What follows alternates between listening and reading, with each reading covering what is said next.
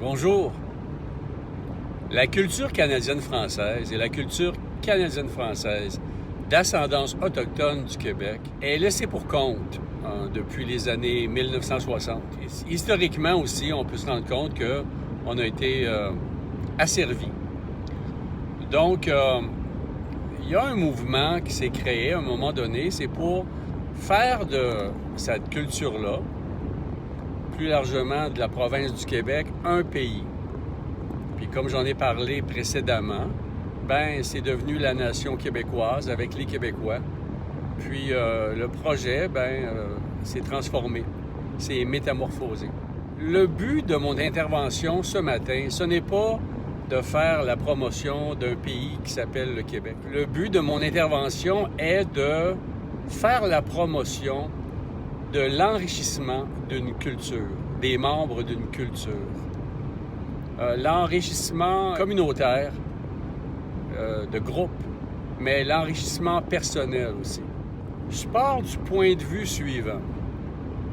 C'est que si la province du Québec ne peut pas être représentative de nos valeurs propres, mais qui ne permet pas une culture distincte, avec des valeurs distinctes, de se déployer dans le temps, puis d'exercer son pouvoir d'innovation et son pouvoir de projection vers le futur, d'une manière qui réponde à ses valeurs, puis à son éthique et à sa vision du monde. Le but étant de pouvoir se regrouper à l'intérieur d'une structure qui va donner l'occasion de développer notre richesse, puis de développer notre pouvoir et notre potentiel. Je me base sur le point suivant. Si un individu comme Elon Musk, par exemple, peut devenir l'homme le plus riche de la Terre, pourquoi 3 millions d'individus regroupés ne pourraient pas en faire autant? On va faire le scénario suivant. On a réussi à se regrouper dans une organisation transparente, où il n'y a pas de combat de pouvoir, une organisation qui est gérée par une assemblée des aînés, qui prend en considération aussi l'assemblée de la jeunesse, l'assemblée des femmes et l'assemblée des hommes. À l'intérieur de ce groupe de discussion-là, il y a un cercle de parole qui se traduit par un recours continuel au référendum. Des référendums sur tous les points de changement qu'on veut apporter à la progression de notre groupe. Afin de réaliser cela, il est essentiel de déposer un programme, un plan de société. Puis une fois que ce plan de société-là est adopté au sein de la communauté, de la nation canadienne-française et canadienne-française d'ascendance autochtone du Québec, on met en place les stratégies puis les tactiques afin d'arriver à nos objectifs le plus économiquement possible puis le plus rapidement possible. Des points qui pourraient être apportés. Par exemple, on sait, tout le monde, qu'au Québec, on est une nation débordante d'artistes. Quand je parle d'artistes, je ne parle pas de l'Union des artistes du Québec, qui sont finalement des acteurs et des comédiens, qui devrait s'appeler l'Union des acteurs et des comédiens, et des musiciens, etc. Mais quand je parle d'artistes, je parle aussi des artistes des arts visuels, des artistes de l'ingénierie, des artistes artisans qui fabriquent des choses, qui sont capables de faire des prototypes, qui sont capables de transformer physiquement la société et le territoire. Considérant le fait qu'on est hyper créatif, puis que dans chacune des familles, il y a des inventeurs, puis des inventeux. Ça fait longtemps que je développe l'idée de former une corporation qui pourrait regrouper toutes les personnes qui ont des bonnes idées, mais qui n'arrivent pas à les développer au Québec. Il y a plein d'inventions qui veillent, qui dorment dans les esprits, dans le grenier incroyablement fertile de nos imaginaires puis de notre imaginaire collectif. Donc, quand tu as une idée, tu la proposes à cette organisation-là qui ne te charge rien. Puis, il y a une étude qui est faite de faisabilité. Puis, tu peux probablement à ce moment-là mettre en commun des idées qui sont du même ordre, des idées qui ont les mêmes objectifs, qui pourraient se compléter l'une et l'autre. Puis là, tu vas de l'avant avec la réalisation de cette invention-là. Dans ce cas-là, il y a un pourcentage qui est retourné aux inventeurs. Ça, c'est clair. Il y a un pourcentage qui est retourné dans un fonds, dans le trésor de la culture canadienne-française et canadienne-française d'ascendance autochtone. Puis, il y a une partie qui reste dans l'organisation qui s'occupe de pousser de l'avant l'inventivité puis les inventions du Québec afin d'avoir plus de moyens encore. Donc, seulement là, on pourrait, c'est clair, obtenir dans une période de 5 à 10 ans des milliards de dollars, j'en doute pas pantoute. Autre fait, on pourrait aussi, afin de gérer ces revenus-là, développer la Banque de la culture canadienne-française du Québec. Donc, une banque qui se base un peu sur l'idée d'Alphonse Desjardins à l'époque, avant que ça devienne le mouvement Desjardins, qui est totalement détaché de ses origines communautaires, puis que cette banque-là permette à ce que, au lieu de donner de l'intérêt, puis au lieu de donner des frais mensuels qui représentent des millions et des millions et des millions de dollars à tous les mois, bien que cet argent-là demeure à l'intérieur de la communauté. Puis qu'une partie des profits soit retournée vers les membres, qu'une autre partie des profits serve à soutenir la micro-entreprise, les petites entreprises. Parce que si on veut devenir vraiment riche comme membre de cette culture-là, il faut être capable de pas seulement travailler à l'heure pour un boss, mais d'avoir soi-même une petite entreprise qui permet d'amener de la grévée dans l'assiette, un surplus de richesse à tous les mois dans les familles puis pour chacun des individus. Outre le fait que tu peux être salarié aussi.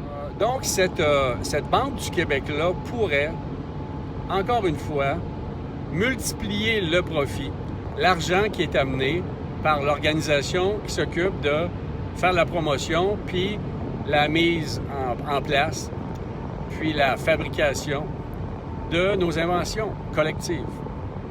On multiplie l'argent au lieu de la donner à la Banque TD, qui, elle, fait du cash encore une fois sur notre dos. Non, on décide que tout l'argent qu'on produit, elle reste dans nos poches le plus possible. Aussi, un autre point, c'est que il serait normal que les gens qui travaillent au Québec puissent obtenir facilement 25 $ de l'heure au minimum, tout le monde.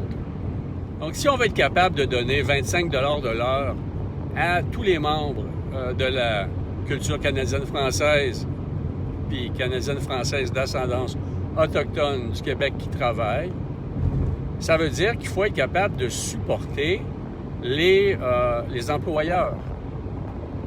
Donc, une partie de l'argent qu'on va développer à travers notre Banque du Québec et plusieurs organisations qui vont se développer, qui vont venir s'ajouter l'une à l'autre, ben, il faut supporter les employeurs afin que ces entreprises-là puisse devenir plus innovante et elle-même encore plus rentable. Ça ne parle pas de nationalisation de chacune des entreprises, bien entendu. Ce n'est pas du communisme. Non, c'est de la libre entreprise, mais une libre entreprise qui permet l'enrichissement pas seulement des propriétaires, mais aussi des employés. On ne va pas se substituer à l'État québécois qui devrait agir comme je le propose, mais on va être capable de développer pour notre communauté un système d'enrichissement personnel, familial et communautaire qui va nous donner la chance de vivre pendant notre passage terrestre d'une manière très confortable, puis qui va permettre aussi à ce qu'on achète du terrain, à ce qu'on développe des réseaux de propriétaires qui vont être capables, par la force de l'ajout de milliers et de milliers d'acres et de kilomètres carrés de terrain, d'un jour ou l'autre, avoir un pouvoir politique qui va nous permettre de modifier la direction et la gestion du territoire du Québec. C'est clair que c'est un projet de long terme sur des décennies, mais à court terme, on pourrait réaliser facilement, en dedans de 5 à 10 ans, un changement majeur qui ferait que les membres de la culture canadienne-française et canadienne-française d'ascendance autochtone du Québec seraient en mesure de transformer leur existence, puis leur vision du monde, parce qu'on a été amené à développer l'économie du minimum nécessaire. On est dans une société du petit Québec, du petit café, vous savez ce que je veux dire. Donc, il faut être en mesure d'aller de l'avant. Il faut être en mesure de laisser au suivant des domaines, puis des richesses qui vont se transférer de génération en génération. C'est évident présentement que les membres de la culture canadienne-française, ils ne se sentent pas vraiment des membres de la culture canadienne-française. Ils se sentent des Québécois, mais même pas des Québécois, ils se sentent des consommateurs, des individus qui ont des droits, puis qui ont droit aussi au confort, puis à l'accès à la consommation. Donc, c'est pas clair que c'est facile de fédérer des personnes dans une société comme la nôtre. Par contre, si on est capable de former un noyau qui peut obtenir des succès, soudainement, les membres de notre culture vont trouver un intérêt financier, en premier, à venir nous rejoindre. Puis ça fait boule de neige. Le succès et la fortune font boule de neige.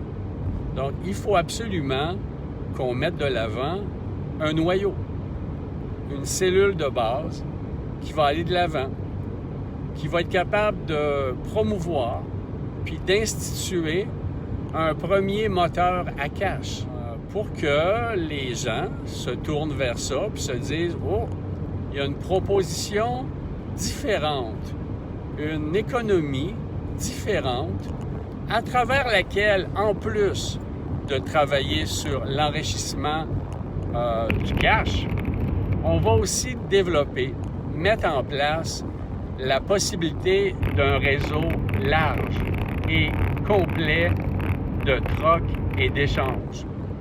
J'accepte d'être payé en bas de chauffage. J'accepte d'être payé en bœuf. J'accepte d'être payé en travaux.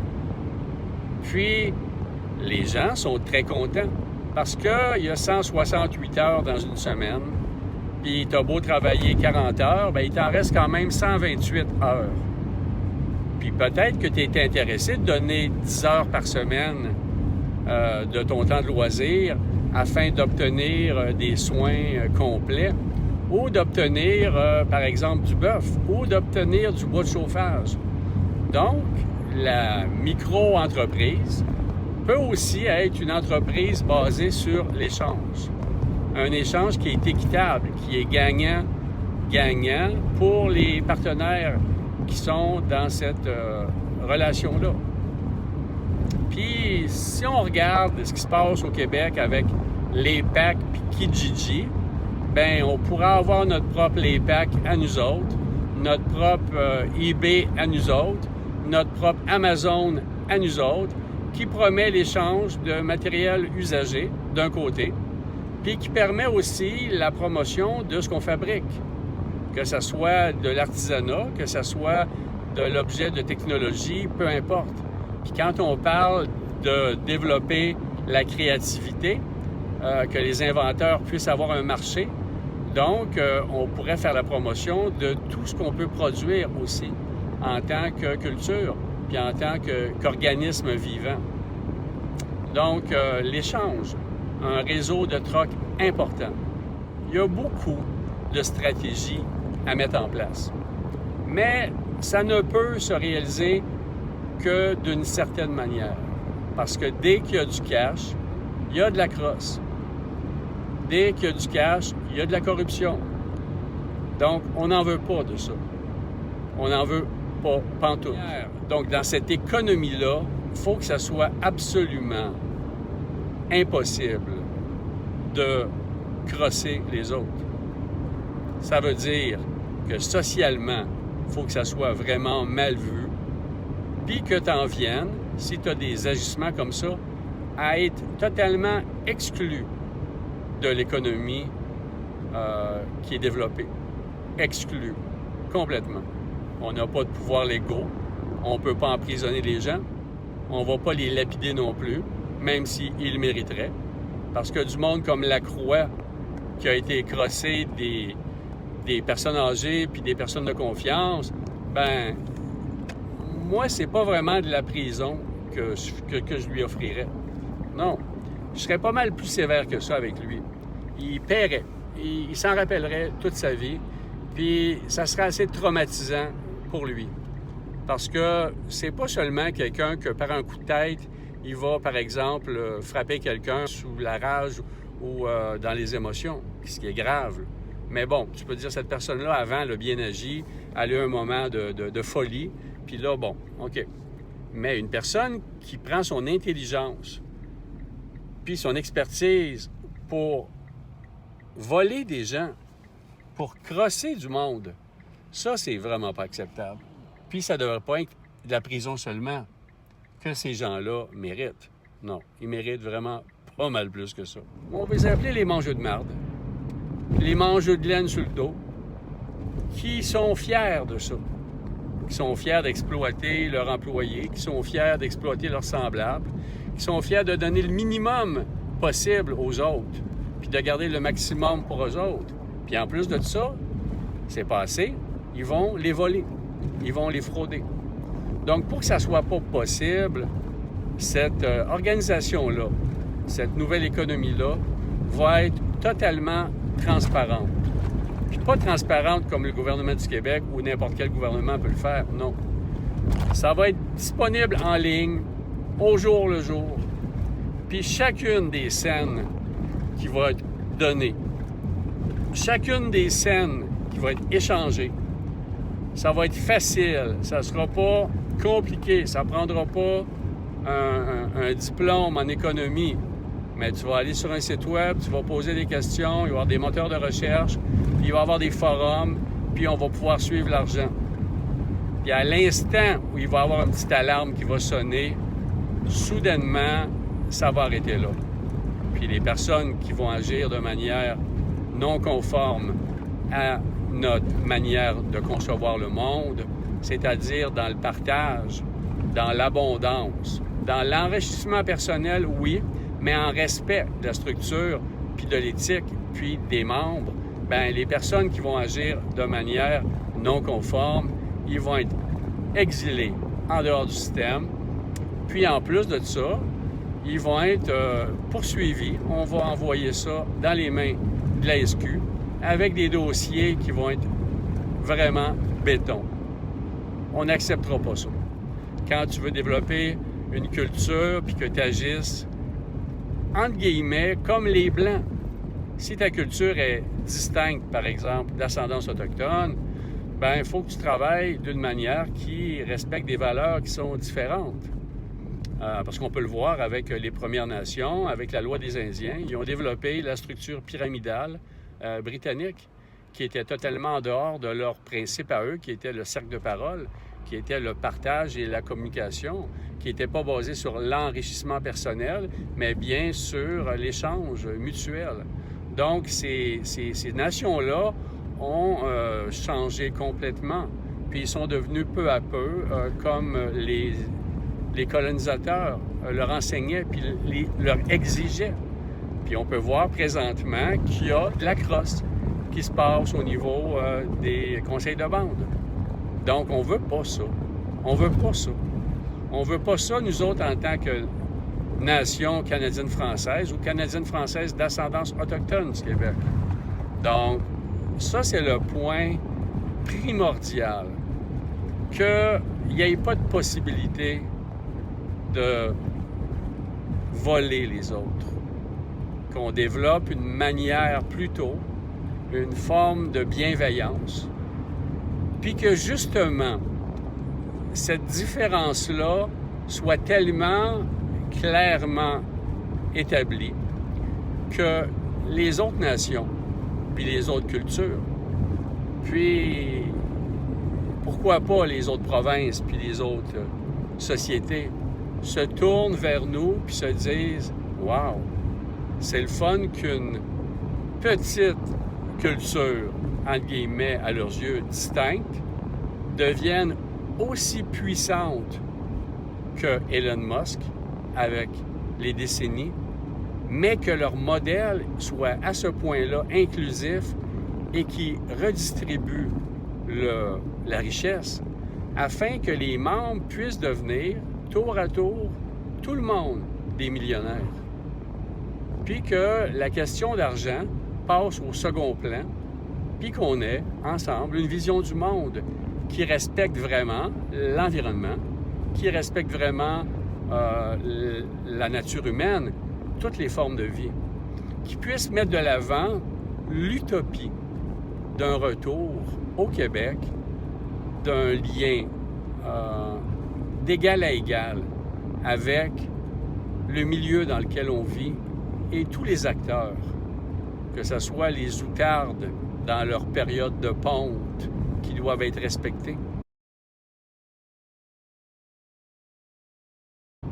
que ce soit les remusqués, que ce soit les abeilles, que ce soit les araignées, que ce soit les poissons, que ce soit les papillons, peu importe, qu'on vive dans ça d'une manière qui n'est pas idyllique, parce qu'on vit dans une société de consommation destructrice, mais qui permette la maximisation de ces liens-là, des liens qui sont de qualité, puis qui sont la semence d'un changement plus global de la société au fil du temps.